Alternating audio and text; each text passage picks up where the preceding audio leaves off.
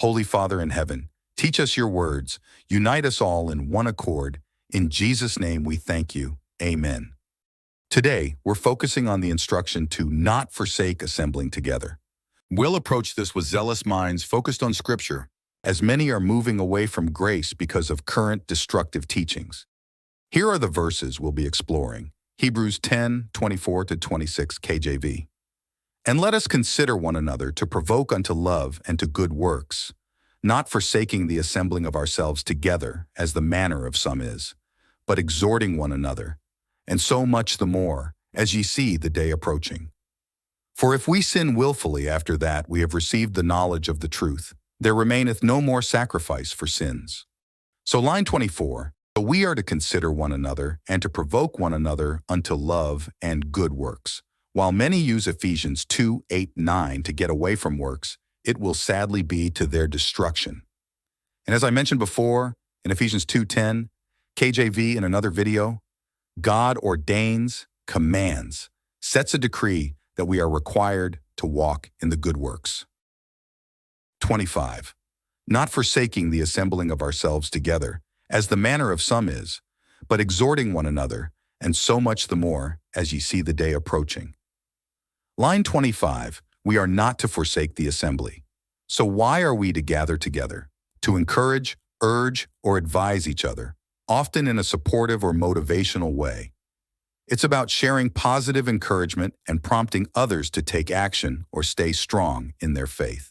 This is something you will rarely find in gatherings today.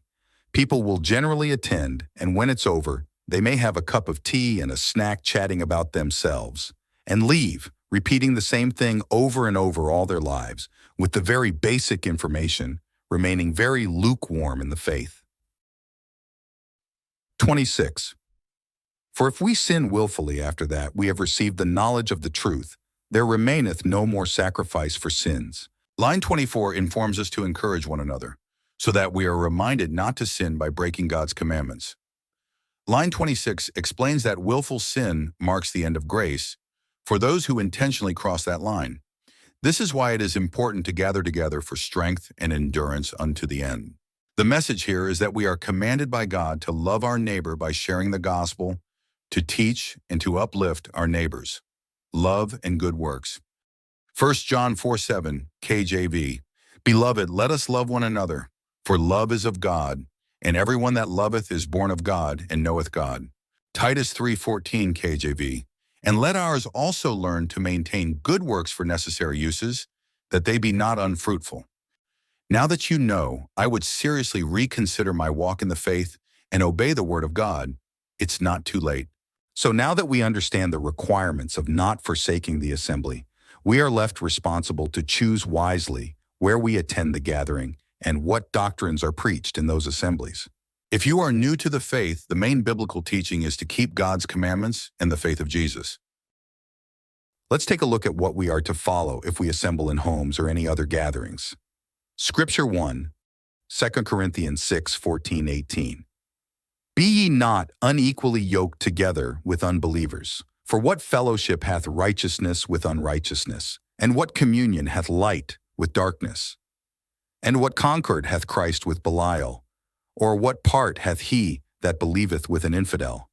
And what agreement hath the temple of God with idols? For ye are the temple of the living God. As God hath said, I will dwell in them and walk in them, and I will be their God, and they shall be my people. Wherefore come out from among them, and be ye separate, saith the Lord, and touch not the unclean thing. And I will receive you, and will be a father unto you, and ye shall be my sons and daughters, saith the Lord Almighty. Explanation. This passage emphasizes the importance of believers separating themselves from unbelievers and those who live contrary to God's commandments. It stresses that there should be no partnership or close fellowship with those who do not share the same faith and values. Scripture 2, 1 Corinthians 5:9-13. I wrote unto you in an epistle not to company with fornicators, yet not altogether with the fornicators of this world, or with the covetous, or extortioners, or with idolaters, for then must ye needs go out of the world. But now I have written unto you not to keep company. If any man that is called a brother be a fornicator, or covetous, or an idolater, or a railer, or a drunkard, or an extortioner, with such an one know not to eat. For what have I to do to judge them also that are without? Do not ye judge them that are within, but them that are without God judgeth. Therefore put away from among yourselves that wicked person. Explanation. Here, Paul instructs the Corinthian believers to avoid close association with fellow Christians who persist in sinful behavior. By this, we mean breaking God's commandments. While Christians are expected to interact with non-believers in daily life, they are called to maintain a distinct separation from those who claim to follow Christ but continue to live in disobedience. Scripture 3, Ephesians 5:11. And have no fellowship with the unfruitful works of darkness, but rather reprove them. Explanation. Believers are urged not only to avoid participating in sinful activities which are breaking God's commandments, but also to actively rebuke and distance themselves from such behavior. This verse underscores the importance of maintaining spiritual purity and integrity in all associations. Conclusion: the principle of not forsaking the assembly can be understood in light of these scriptures as a call to gather with fellow believers who uphold the gospel and live according to God's commandments. It encourages Christians to avoid close fellowship with those who persist in unrepentant sin, especially among those who claim to be part of the body of Christ. This separation aims to uphold the purity and unity of the called out, ensuring that its members walk in alignment with God's will and teachings. A simple way to know who you are talking to is to ask them to recite the 10 Commandments. Only then can you start your walk with others that are of the same walk as you are. And as you study further, darkness will be made manifest from those that are not true believers in God and Christ. If you feel dissatisfied by gathering in person, you can gather in spirit online. You will find it spiritually rewarding and very effective. Is gathering online acceptable to our walk in the faith? Absolutely. The scriptures show that the purpose of epistles was similar to today's internet, email, and chat.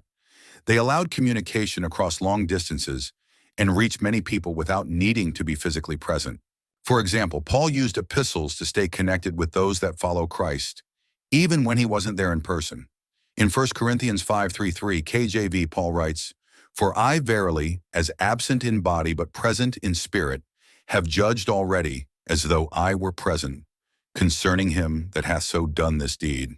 This demonstrates how Paul maintained his influence and oversight through letters. In 1 Corinthians 5:9, he says, "I wrote unto you in an epistle not to company with fornicators." Similarly, in Colossians 4:16, he instructs, "And when this epistle is read among you, cause that it be read also in the called out assembly of the Laodiceans, and that ye likewise read the epistle from Laodicea." We can be certain that if Paul had access to the internet, it's likely he would have used it extensively to spread his message. Now ask yourself, are you gathering carelessly with others? Not keeping God's commandments or faith of Yeshua to the fullest? Are you sitting down each week in a gatherings thinking of a project you are doing at home, or hanging out for the cup of tea and cookies? Do you yawn during the sermon? Falling asleep, anxious to go home to watch your favorite program? If this is you, you are better off not attending until you are ready to truly hear the Word of God. The Bible isn't saying you are to gather together with people, no matter what. The Bible informs us that whoever we are gathering with, are they worthy of the calling? This is something that we will be held responsible for. Finding a gathering of people in the faith is a bit like buying a house. Do you blindly buy a house, or do you have the house inspected first for termites, rotting timber, leaky roof, water damage, or poor foundations? Your spiritual house is the same thing. Keep clear from rodents, make sure it's sealed from rain and wind, and keep a strong, immovable foundation by the commandments of God and the testimony of Jesus Christ. Pests can cause serious damage. Endure the trials, avoid lukewarm Christian gatherings, and you will make it to the end. Before we come to a close, the minimum amount of people required to qualify as an assembly is 2 or 3, as Jesus explains in Matthew 18:20 KJV. For where 2 or 3 are gathered together in my name, there am I in the midst of them. Matthew 18:20 indicates that a gathering of just 2 or 3 people in Christ's name is sufficient for his presence among them. It emphasizes the significance of community and shared faith, regardless of size. So yes, even a gathering of 2 is meaningful and spiritual acceptable to God the Father and his Son. Father in heaven, help us to gather together with true believers that genuinely seek your words. In the name of your Son, Yeshua, we pray. Amen.